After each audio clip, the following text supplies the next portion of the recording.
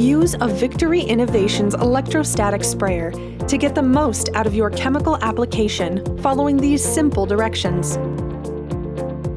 All Victory Innovation sprayers come with a single 16.8-volt lithium-ion battery. To charge your battery, simply snap it into the included charger. You'll notice the charger has two sets of lights on it.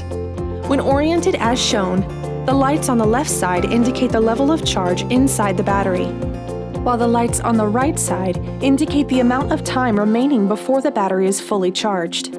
When the battery is finished charging, snap it into place on the sprayer. To remove the tank from your Victory sprayer, simply rotate the collar lock to the unlock icon and pull the ring back to release the locking mechanism. Now, you will be able to pull the unit up and off the tank. Reattach the tank by aligning the vertical rails of the sprayer with the groove along the top of the tank.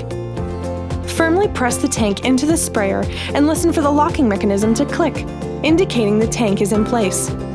Rotate the collar lock to the lock icon and you're ready to go.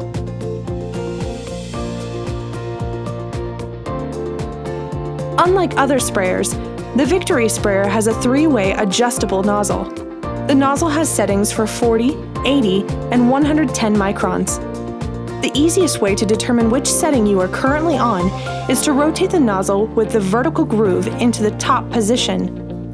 The sprayer is now set to 110 microns. Push the electrostatic charge switch to the on position, and you're ready to spray.